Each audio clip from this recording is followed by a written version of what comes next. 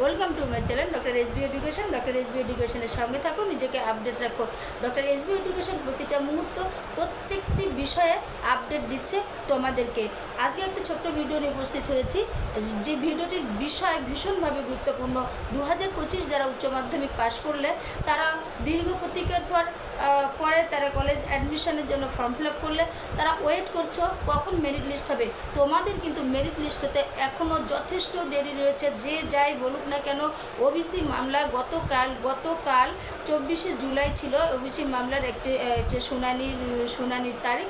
সেটাতে কিন্তু কোনো আশার আলো দেখা যায়নি এবং নেক্সট 5th আগস্ট আবার পড়েছে ডেট। তো সেই ডেটে কি হবে সেটা বলা যাচ্ছে না। তার মধ্যে থেকে আরও যেটা গুরুত্বপূর্ণ কথা, যে মহামান্য আদালত সেটা 31শে আগস্ট পর্যন্ত কিন্তু স্থগিত আদেশ করেছেন এই ওবিসি কর্মকাণ্ডের উপরে, মামলা সংক্রান্তের উপরে। তো স্বাভাবিকভাবেই আমরা একটু বলেই নিতে পারি যে হয়তো অগস্ট মাস পর্যন্ত আমাদের সমস্যাটা থেকেও যেতে পারে, আবার 5 তারিখেও সমস্যার সমাধান হয়ে যেতে পারে। যাই হোক, যেটাই হোক, 2025-এর যারা অ্যাডমিশন নিতে চলেছ তারা, তোমরা কি তোমাদের মেরিট লিস্ট থেমে আছে জন্য তোমরা থেমেছ? এই ভুলটি কিন্তু কখনো করো না। আমি এর সংক্রান্ত আগে একটা ভিডিও দিয়েছি, পূর্বে আমার একটা ভিডিও রয়েছে। আমি বারবার বলছি, পাস কিংবা অনার্স, তোমার মাইনর সাবজেক্ট, মেজর সাবজেক্ট যাই হও না কেন, তোমরা যেটা নিয়েই করো, তোমরা তো সিদ্ধান্ত নিয়েছো যে তোমরা কি পড়বে। তোমাদের মাইনর সাবজেক্ট কী থাকবে, পাশের মেজর সাবজেক্ট কী থাকবে, তোমরা সিদ্ধান্ত নিয়েছো। শুধু কলেজের নামটির অপেক্ষা। কলেজের নামটির জন্য আমি যেটা মনে করি, তোমাদের কিন্তু 1 সেকেন্ডও দেরি করার কোনো প্রয়োজন নেই। কোথাও না কোথাও ভর্তি তো হবেই। আমি সেম এই কথাগুলোই পূর্বের একটি ভিডিওতে বলেছিলাম। আজকে আবার এই ভিডিওটি করছি এই কারণে, আজকে ছিল লাস্ট ডেট, আজকে এখনও রয়েছে লাস্ট ডেট 25শে জুলাই। তো যাই হোক, তো তোমাদের এই যে তোমরা সিদ্ধান্ত নিয়েছো তোমরা পড়বে ডিগ্রি কোর্স, তাহলে কেন ওয়েট করছো?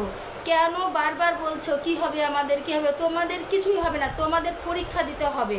তোমাদের কিচ্ছু হবে না, তোমাদের পরীক্ষা দিতে হবে। তোমরা জানো তোমাদের ফার্স্ট সেমিস্টার হচ্ছে ডিসেম্বর থেকে জানুয়ারি, খুব বেশি হলে ফেব্রুয়ারি হতে পারে। তাহলে তোমাদের আর ফার্স্ট সেমিস্টারে, তোমরা ফার্স্ট ইয়ারের ফার্স্ট সেমিস্টারে 7টি সাবজেক্ট তোমরা পরীক্ষা দেবে।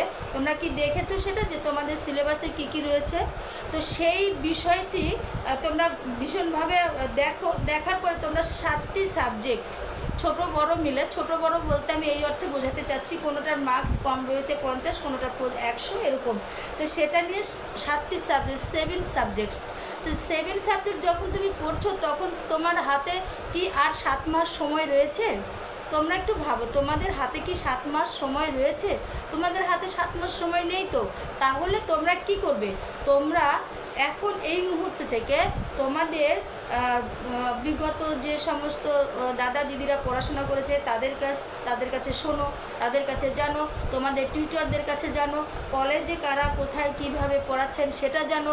গিয়ে তোমরা ওয়েবসাইট থেকে, বিভিন্ন বিশ্ববিদ্যালয়ের ওয়েবসাইট থেকে তোমরা সিলেবাস ডাউনলোড করো। করার পরে তোমরা বিগত সালের কোশ্চেন জোগাড় করো। করার পরে তোমরা কিন্তু পড়া শুরু করে দাও। এটা আমার বিশেষ করে তোমাদের কাছে বলার কারণ, তোমরা ভাবছো আমি এখনও ভর্তি হইনি, আর তোমাদের কিন্তু 6 সেমিস্টার, 3 ইয়ার্স কিংবা হচ্ছে 4 ইয়ার, যেটাই হোক, সেই সময়টা কিন্তু গোনা হচ্ছে। কত বেশি তোমাদের টাইম দিতে পারে, নাই দিতে পারে 15 দিন, 1 মাস, যে ঠিক আছে ভর্তি হতে দেরি হয়েছিল তাই, কিন্তু তাতে কি তোমাদের কোনো ফল হবে? হবে না। ফার্স্ট সেমিস্টারে তোমরা জানো না, তোমরা জানার চেষ্টা করো। তোমরা যেহেতু এবার ফার্স্ট সেমিস্টার মানে প্রথম, সেজন্য বলছি যে ফার্স্ট সেমিস্টারে সব থেকে সাপ্লিমেন্টারিটা বেশি আসে। সাপ্লিমেন্টারি মানে হলো ফেল, কোনো না কোনো সাবজেক্টে ফেল।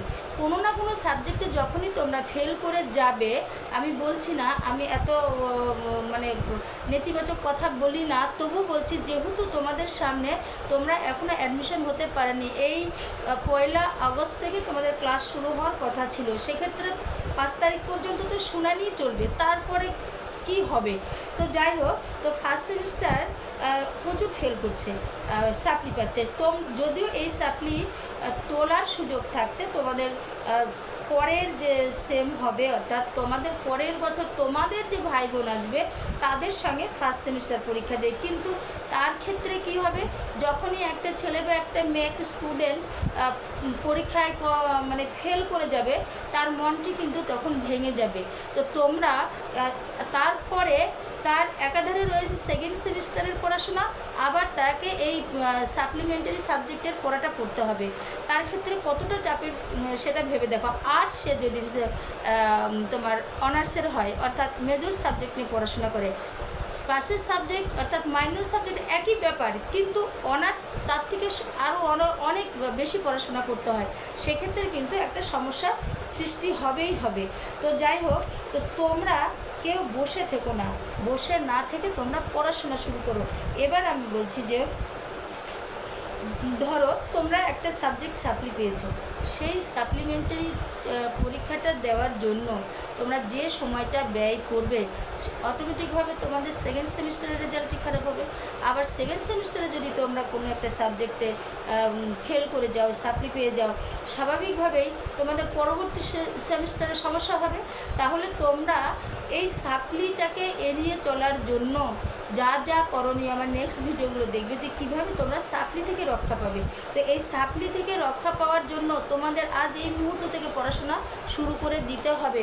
আমি আশা করছি কিছু মানে অনেক স্টুডেন্ট কিন্তু পড়াশোনা শুরু করে দিয়েছে, যারা বিশেষ করে যারা মেজর সাবজেক্ট, যারা তোমরা তো সিদ্ধান্ত নিয়েছো আমি এই সাবজেক্টটিই পড়বো, তাহলে তোমাদের পড়াশোনাতে অসুবিধা কোথায়? কলেজের নামটি ওটা হয়ে যাবে, ঠিক আছে। এইবার দেখো, যারা আমি ভিডিওটি করছি কোচবিহার থেকে, যারা তোমরা আমার কোচবিহার ডিস্ট্রিক্টের মধ্যে রয়েছো, তারা যারা তোমার বাংলা রয়েছে, বাংলা বিষয়ে মেজর মাইনর যেটাই হোক না কেন, মেজর মাইনর বাংলার যে কোনো সমস্যার জন্য তোমরা কিন্তু আমার সঙ্গে যোগাযোগ করতে পারো। আমার কমেন্ট বক্সে বলে যে তোমরা কারা বাংলা নিয়ে পড়ছো, সে মাইনর কিংবা মেজর। আমি বাংলা সংক্রান্ত তোমাদের সমস্ত রকমের হেল্প তো করবো, সঙ্গে আমার একটি গাইড বুক থাকবে যেটা আমি চেষ্টা করছি বাজারে বের করার, শুধুমাত্র অনলাইনে নয়, অনলাইনে থাকবে তার অংশ বিশেষ, কিন্তু আমি চেষ্টা করছি সেটা বাজারে বের করার। তো এই গাইড বুক উইথ আমি দেখো কারা গাইড বুক করবে আর কারা মুখোমুখি ক্লাস অর্থাৎ অফলাইন ক্লাস করবে আর কারা অনলাইন ক্লাস করবে, সব দেখো। এখন যে ধারাটা এসেছে সেখান থেকে আমরা কেউ গা বাঁচিয়ে যেতে পারবো না যে অনলাইন ক্লাস চলছে। কিন্তু আমি একটা বিষয় বলছি, কেউ যদি মেজর সাবজেক্ট যে কোনো ম্যাথ, বায়োলজি, ফিজিক্স, বাংলা, তোমার ইতিহাস, ভূগোল যাই করো না কেন, তোমরা কখনোই ভুলেও অনলাইনের উপরে নির্ভর করবে না। যত উন্নত মানের নোটস হোক না কেন, নোটস নিয়ে কী করবে তুমি যদি বিষয় না বোঝো, যার জন্য তোমাদের কিন্তু অফলাইন ক্লাস অবশ্যই, এটা সকলেই জানে, এটা আমাকে নতুন করে ভিডিওতে বলছি মানে আমার বোকামো, তবু বলছি, কারণ যেহেতু যেই ট্রেন্ডটা চাকরির পরীক্ষা অনলাইন, এইটা অনলাইন, সেটা অনলাইন, তোমার ইংলিশ গ্রামার শিখছে, কিন্তু ভালো শেখা যায় কিন্তু ভালো রেজাল্ট করা যায় না। পরবর্তীতে যে তোমাদের চাকরির পরীক্ষা রয়েছে, সেই চাকরির পরীক্ষার ক্ষেত্রে কিন্তু সেই ফল লাভ করা যাবে না, যেটা তোমরা স্যার ম্যাডামদের সঙ্গে বসে থেকে পড়বে। আর একটা কথা, যত অল্প দিনই তোমরা ক্লাস পাও না কেন, তোমরা ক্লাস করবে।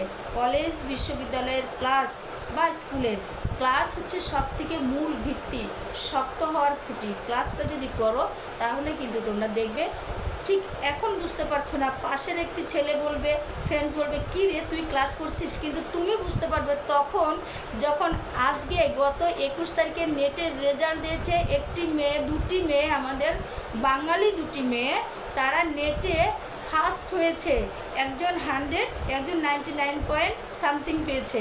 ওরা কলকাতা সাইডের, একজন নদিয়া, এরকম হবে। যাই হোক, আমার একটা ভিডিওতে থাকবে ওদের সম্পর্কে বলবো।